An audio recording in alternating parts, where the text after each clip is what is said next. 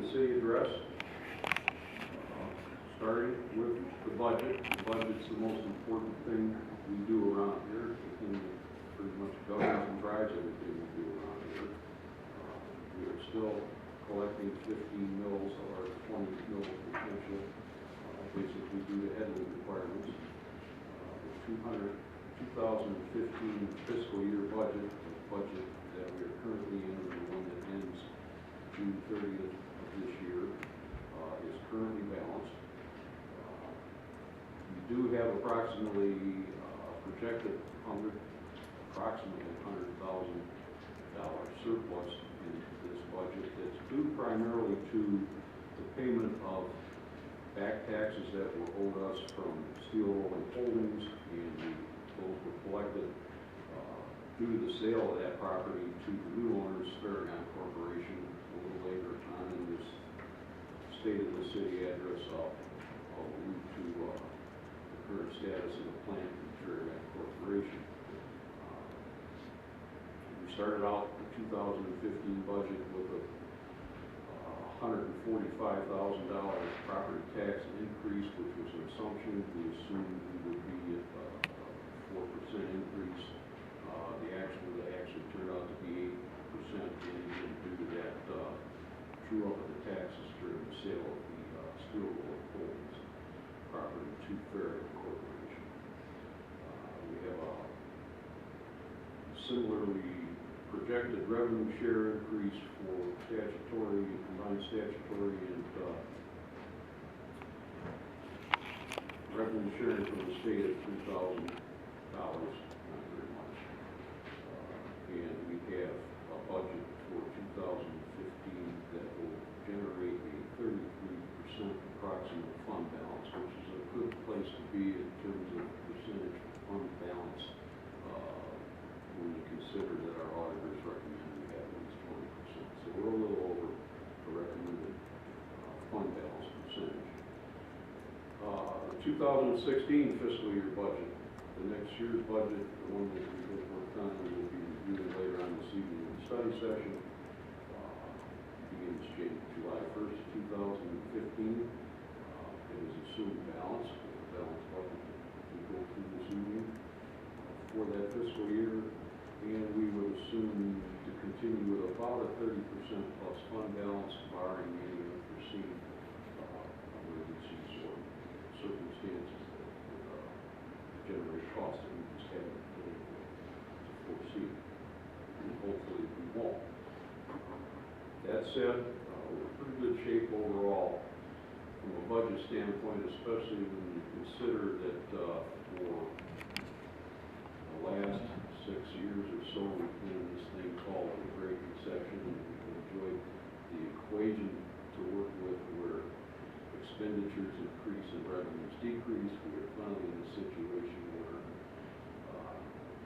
expenditures still continue to rise a little bit, in some areas more than a little bit, but revenues have stabilized, and projections going forward at least are that we will have some stabilized revenues with, I'll call them slight increases, projections that we've been able to realize probably in the neighborhood of a 1% revenue increase each year from our tax base, primarily restricted by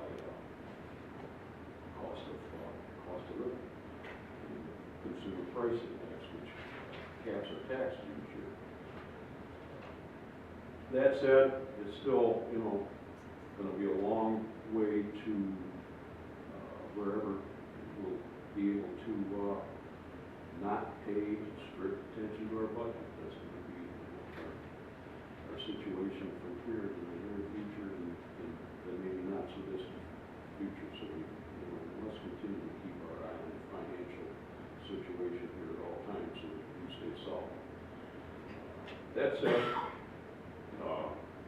we've put together a few significant cost reductions in the past fiscal year and going on into the next fiscal year. And it starts with, we have a new IT provider for computer support, which will save us a few bucks from our previous IT provider. Our pension performance terms of the investments in the pensions is improving.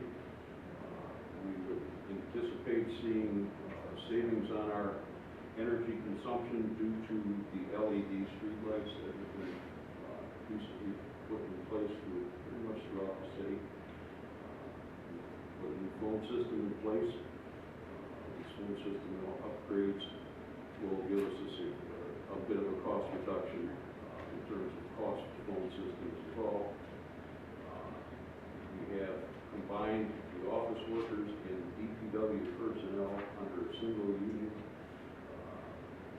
This current contract, whereas in previous years there were two independent unions, that will give us some bit of a cost avoidance in terms of healthcare costs, because we can now keep both the DPW and the office workers under the same healthcare umbrella with the same healthcare provider. When they were separate unions, two unions would not recognize, for whatever reason, I should say it the other way around, healthcare providers that we had wouldn't recognize both unions. So not that they're in a single union, the healthcare provider that we do have recognizes that. We have gone to the 80-20 healthcare premium cost share required by the state is now across the board with the new police department contracts. So all the city employees who are covered by healthcare are under the 80-20 cost share, where the employees pay 20% of the healthcare premiums. We have settled the POLC contract with the police department. It was a concession contract, so there's significant savings in that contract. For 2015, going forward into the 2016 fiscal year, we will still continue to look at cost reduction opportunities. However, we probably picked all the low-hanging fruit over the last few years, and those cost reduction opportunities are getting harder to find, but we continue to look at them and find any reduced cost amounts, and we certainly will. They will still be things such as shared services. There's a few items where we might still be able to share some services with other communities, such as shared dispatch. We have not ruled that out completely yet. However, we need to find the appropriate partner for the appropriate stage to move forward with that. Part-time police officers is the next thing that we're going to explore to help reduce some of the overtime costs in the police department. One of the concessions in that police contract this past year was to allow us the opportunity to potentially be able to do that under the right circumstances. So we will be exploring that in this coming fiscal year. 2015 and 16 taxes will be reduced for our residents by 0.3 of 1 mil, which amounts to about $15 per $100,000 property. So it's not a giant reduction in taxes, but it is a reduction. It's not an increase. And it is due primarily to, we took 2/10 off for solid waste. It kind of reverts back to the capture we got from the sale of that steel holding property. And we took another 10th of a mil off for our city hall bond expenses.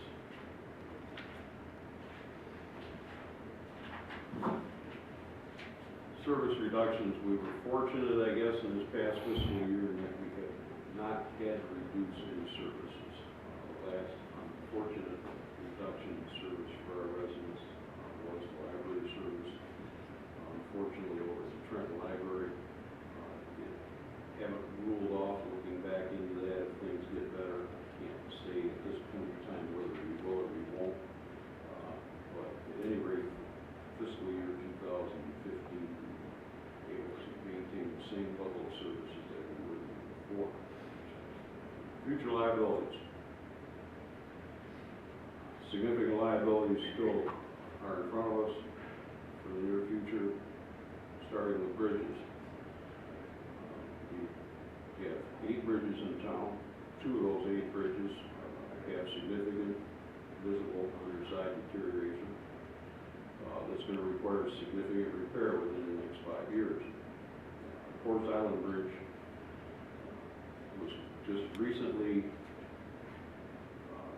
repaired for scouring that happened under the water line over the years, and that was done this past winter, and that will increase the life expectancy of that bridge as it is right now by a number of years, but it's still a bridge that we're going to have to consider some significant work or replacement to in the future. Managed to make those scouring repairs and underwater repairs that were done this winter, managed to make that day a little farther away, but that day will come. The other bridge is the bridge going across Middle Gibraltar Road on the island here, the main island, that has significant underwater deterioration, or underside deterioration that is getting worse each year. We are currently applying for grant funding to fund the reconstruction of that bridge. Hopefully we'll know within a year or two if we're going to be able to get that funding set aside for the match should we get the funding to replace that bridge. So that's what's being done in the short term toward an ultimate reconstruction of that bridge. The other bridges that require minor bridge maintenance on an ongoing basis, and that bridge maintenance will be taken care of out of Act 51 funds as we go forward. We continue to have bridge inspections as required by the state on an ongoing basis. Those will be done this year as well. Other liability is still the water system. We still have a significant number of water mains that are 50 to 90 years old. We can't take our eye off of that either. Those water mains are going to have to be replaced over time on a first basis, so as the water account moves forward and fills balance from time to time, we will look at the next part of the water mains that we need to replace. We'll only be foolish to ignore that. Even though it's underground and out of sight, it's our water system. It's health concern and a lot of other things. Sewer system. Sewer system, pump station out here that belongs to the city was built in 1990. We replaced the pumps in 2000 and again in 2009, so the pumps themselves are in good, reliable condition at this time. The switching and electrical components, although are significantly deteriorated, and they'll be moved from the wet well pit to inside the building this calendar year. The engineers looking at that, and that project is going to be taken care of this year, and that hopefully make those electrical systems live much longer and live much more reliably when they're taken out of that wet well. We want to eliminate that risk as soon as possible. The gravity pipe that sends our city sewage to the Trenton Arm Interceptor through the Trenton Arm Pump Station is a concrete pipe, and it could be suffering some deterioration from sulfuric acid or sulfite gas like the Trenton Arm Interceptor itself did, requiring a relining that we did a couple of years ago. We don't know at this time the condition of that interceptor, that gravity pipe from our community into the Trenton Arm Pump Station. However, when we receive SAW grant funds that we hope will come in the 2016-17 fiscal year, SAW grant stands for Stormwater Asset Management and Wastewater. Those funds will allow us to do asset management and televise all of our sewer system pipes instead of realize for ourselves, but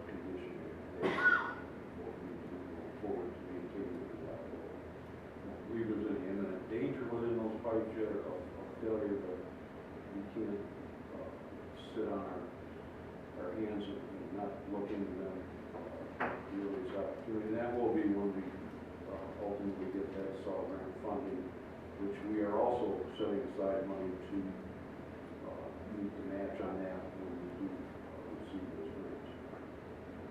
Pending litigation, things are getting better in the litigation front, down to any possible tax tribunal appeals, with none that we know of at the moment. There are always tax tribunal appeals occasion for the city to deal with.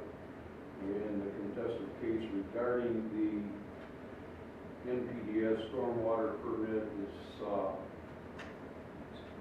still awaiting a decision from the circuit court and ultimately for the administrative law judge for the contested case itself. So that one is sitting out there in limbo, so to speak, for the moment.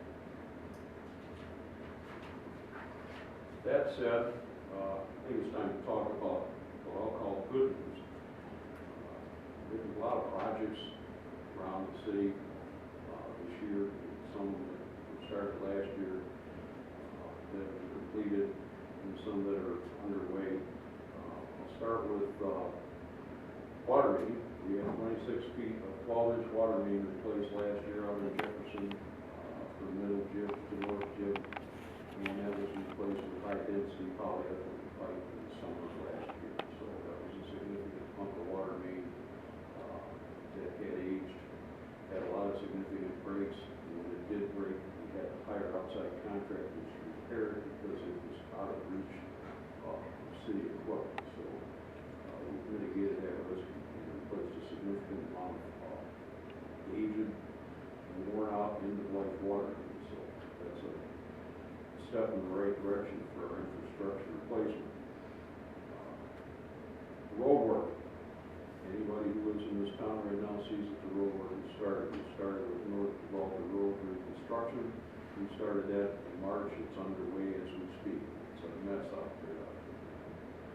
But that mess is, necessary for the progress that we need to rebuild and reconstruct that road.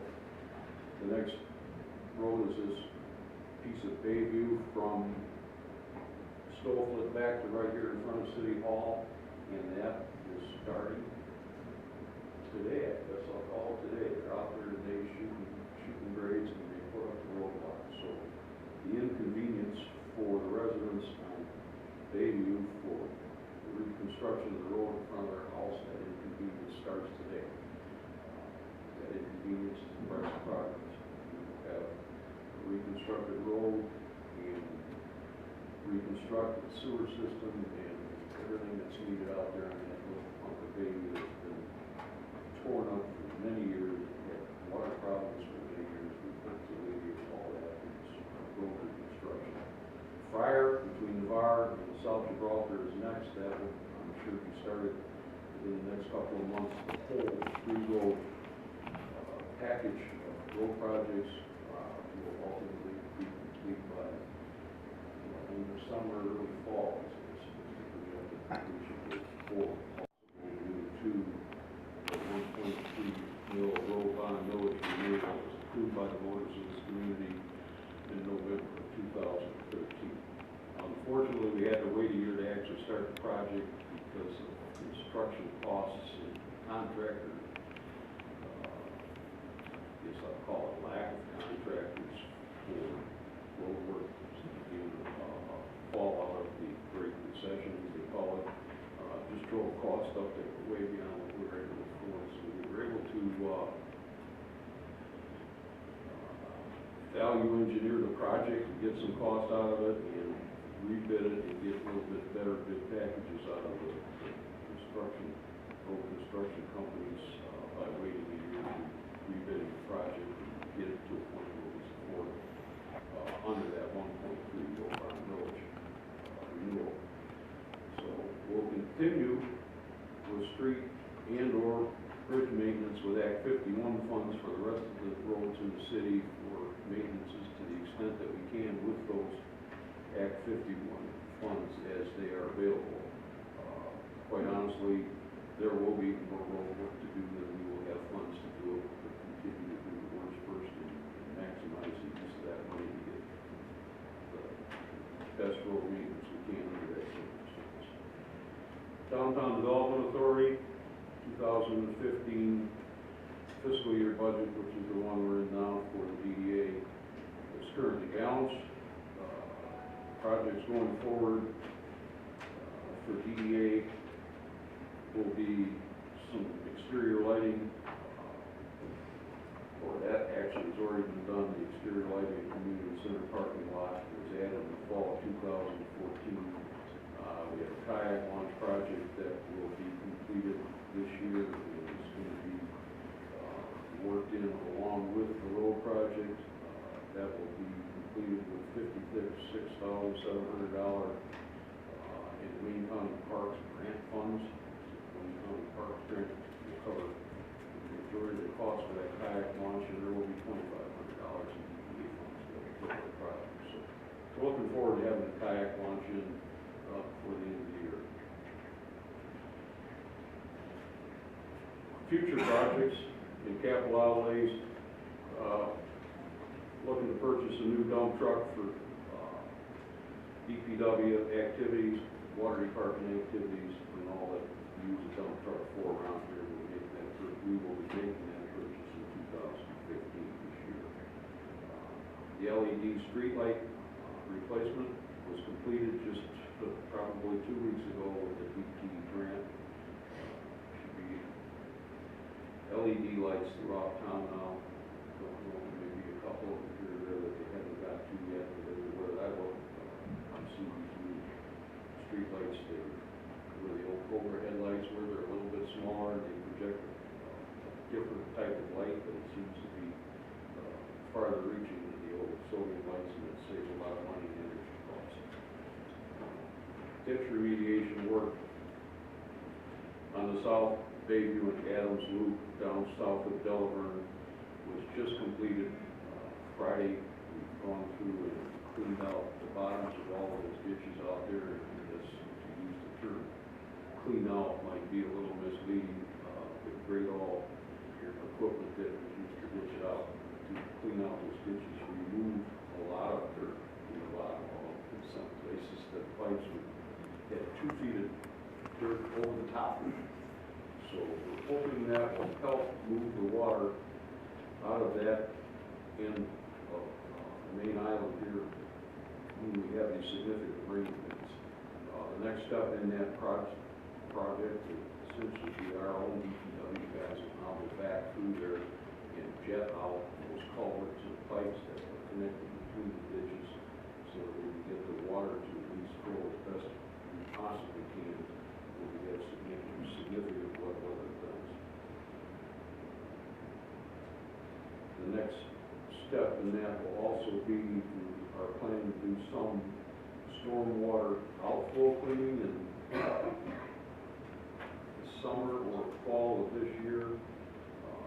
Essentially that amounts to cleaning around the tide flex valves. The tide flex valves are the outfalls that come out of the stormwater system to drain our roads and go out into the canals, and they look like great big rubber things that are sticking out of PVC walls at various points in town. Over time, sediment backs up against them, and they're restricted in their opening, and that needs to be cleaned out. We have that project underway, the engineering's done on it. We're waiting on some permits to put it out for bids when we get those permits and get those cleaned out to help remedy stormwater outflow in town. We're going to start a residential backflow prevention program for lawn sprinkler systems, and this will be done in steps over multiple years. So those of you who have lawn sprinkler systems, you ultimately have to put some sort of backflow prevention into those systems if you don't already have that. We're still looking at a possible decorative item downtown, and that will ultimately, if it occurs, will be done in collaboration with Gibraltar Road. Stay tuned for that. Other items that have occurred in the past year and are going forward into the next year, as far as economic vitality incentive program brought to us from the state of Michigan over the past few years. We've met all our requirements for that so that we can continue to receive a full allotment of statutory revenue sharing, and that amounts to our Citizens Guide and Performance dashboard has been updated as required. It's available online and in hard copy here at the Community Center for City Hall for folks who would like to have a copy of that. We've also met requirements of our unfunded accrued liability plan and continue to stay abreast of those requirements for to support our statutory revenue sharing a lot from the state. Landfill out here and the steel mill have been some very significant issues that those of us here on council and City Hall have had to deal with in the past year plus. We went through a long process regarding the possible reopening and expansion of the landfill. Upon going through that process and some significant due diligence and discussions with the owner, it's been determined that allowing a vertical expansion or post agreement required for that would not be in the best interest of the city, and we denied that vertical expansion in November 2014. At the same time we were going through that process, we also had applied for national priorities listing and ultimate super funding, and those properties out there that are landfills that are not going to be reopened are listed and published on the national priorities list, and they went on the national priorities list on March 24th of this year. So we will be marching forward with super funding and ultimately cleaning those sites up. How long it will take remains to be seen. But ours now is a position of advocacy and hopefully make that go as quickly as possible in a venue that doesn't really work very quickly. We'll get there. The steel mill. The steel mill out here now has a new owner. Paragon Corporation has bought the steel mill. In February of this year, the steel plant was purchased from Steel Rolling Holdings, its previous owner, by Paragon Corporation. The property has already been renamed Ferrolex Metals Company, Gibraltar plant. And for those of you who haven't driven by and looked, they do have a brand new sign out there that states that, 2 sides. They will continue their current operations while their building and the grounds are renovated and updated to become the home of the new cutting-edge continuous annealing line that will utilize 100% hydrogen for strip cooling to produce advanced high-strength steel. This advanced high-strength steel is used in the auto industry to compete with aluminum for exterior body panels.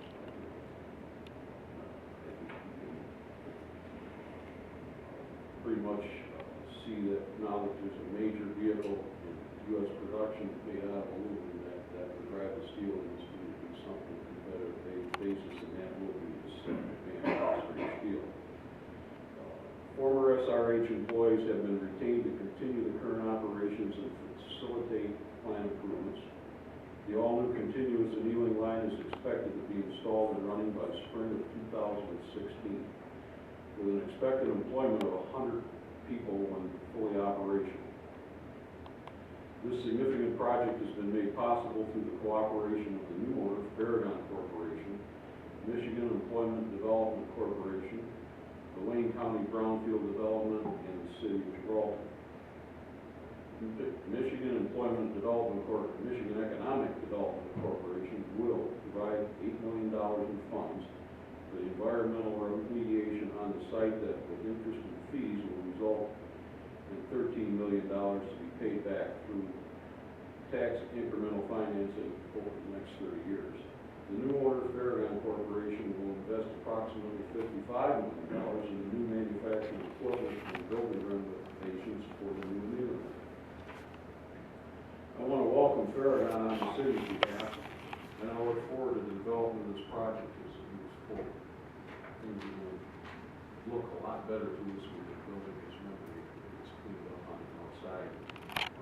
From everything we've been able to ascertain regarding this new process that's going into place, it will not generate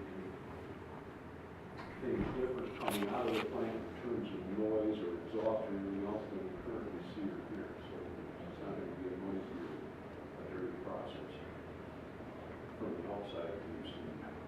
From my understanding, the inside's going to be a whole lot cleaner than the steel mill that's there right now. And most of you folks are sitting in favor have the luxury of seeing the plant as it is today.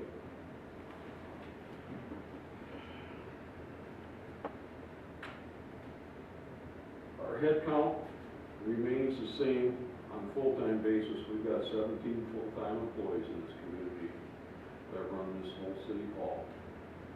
Do the DPW work, our police department, and the staff. We have 7 part-time folks. That's one up from the previous because we've reestablished the ordinance officer position and we've utilized CDBG grant funds for that position. So we now have an ordinance officer back in place. He's doing a fine job from all aspects that I can see. We continue to service the police department and the fire department with a core group of part-time dispatchers who have been doing a great job for us in that regard. That's the employment numbers. Those employment numbers probably won't change significantly in the near future because the finances just won't allow us to increase the employees. Future events. We got a 2-day July 4th festival planned for this year, so we will have like about a half a day of the day before the 4th and then the actual 4th of July festival. There are going to be 3 music in the park events, one in July, one in August, and one in September. Backed by popular demand. There were 2 events that I can recall last year, and they were very well attended and very well enjoyed by our residents. For those events, we're going to do more. The flea market and the car show, the farmers market will be back in place next year. All of this out under the Bobo Pavilion. And then it'll continue to be a variety of senior events and other events as the year goes through. They will be announced on the billboard out in the entrance to town, in the newsletter, and by the recreation director at our bi-weekly council meetings as they occur. That said, in closing,